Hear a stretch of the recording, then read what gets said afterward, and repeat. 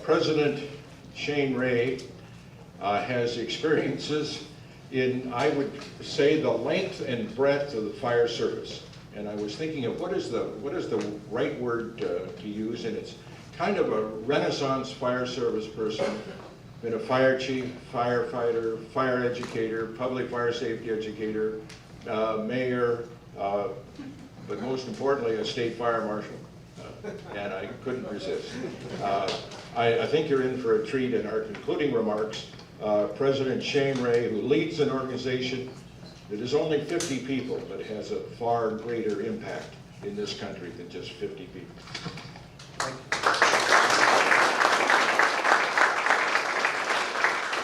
Thank you, Tom, and thank you. He said I was the mayor. I said, yes, I made a statement one time. I never lost an election from city council to mayor. To one of my press folks said, Mayor, you lost that last election. I said, no, it's just about perspective. I was elected back to the general population. So I certainly sympathize with our public policy makers as we go through this. But we are here to remember those who have gave so much. And Abby, the comments of your precious mother now rest in our minds and rest in our hearts for a long time, and may they never go away.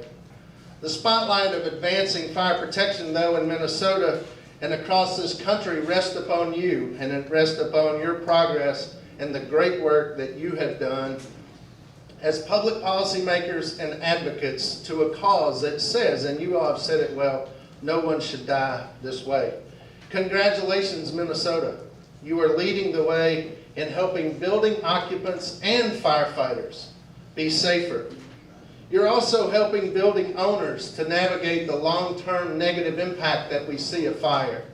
And as a former fire investigator who's looked at many of these fires, fire fatalities, the trauma never really stops because the family members, and especially the firefighters who have to face that, live on.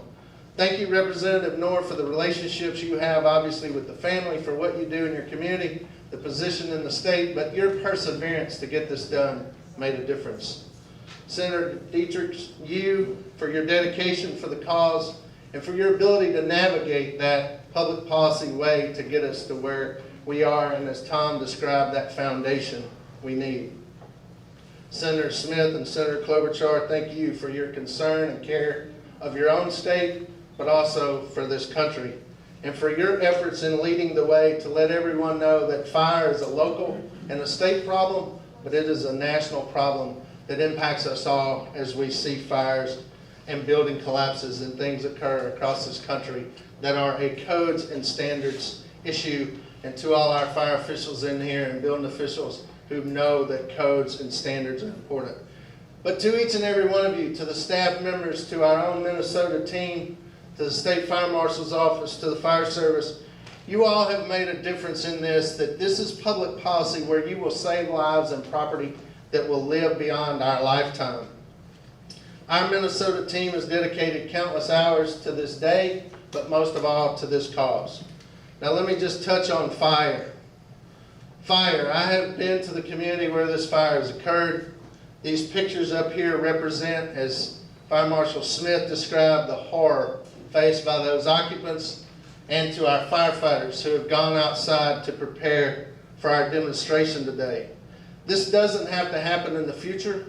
We know the solution, and this law you've passed is a great start. And thank you, Representative Knorr, for remembering our last time here, that you said it well.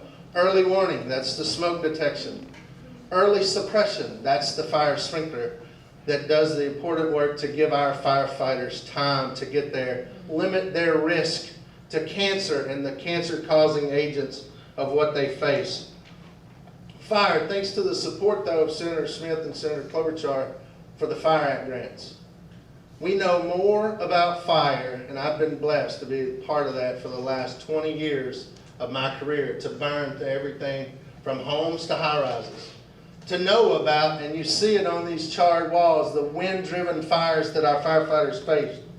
But without those FIRE Act grants, we would not have done the research, and I spent the first 15 years of my career not knowing what we know today. We just had to continue to get the message out. But this, for high-rise fires, we know that fire is much more severe, and we know that it's much more deadly than ever before.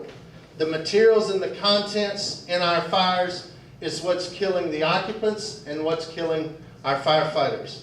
Not only from the fire itself, but from cancer. Our firefighters that night, as Chief Smith said, they did an amazing job. They faced a wind-driven fire, which we have studied and we know can go over 2,000 degrees. We should not face a fire of that magnitude in this day and time. If some of the most experienced fire officers in our country underestimate fire, how do we as laypersons navigate that tragic event? And how can we expect them to react? At the closing, we'll conduct a side-by-side demonstration out here that will show you the impact of early warning with the smoke alarm. One unit has early suppression of fire sprinkler and firefighters. The other unit is missing the fire sprinkler. And the synthetic materials is all new. We have researched these. We know that just the contents of this one 8x8 unit out here, you'll see. We have tested that at Underwriters Laboratory inside a 3,200 square foot house. When you couple the new energy code, when you couple building materials, when you couple the things that are changing faster than we can possibly test them, it is a new day in the fire environment, and we know, and you'll see that. It will take a 3,200 square foot house to zero survivability in less than 5 minutes. From 4 minutes and 10 seconds to 4 minutes and 16 seconds, we've seen a second floor increase 1,000 degrees in these tests. I told our interns, and God bless our interns that are here today, I told them when they were testing this fire, I said, something had to be wrong. This fire couldn't increase that to that magnitude. And one of the best scientists at NIST at the time, now with UL, says, Shane, they're exactly right. As we see this experience today, feel free to come up afterwards and ask us questions and let us be your experts for that. But let's pledge today not to forget the Cedar High apartment fire. May we always remember them and their sacrifices. But please keep educating, keep advocating, and keep adopting public policy that will save lives. Thank you, and God bless you.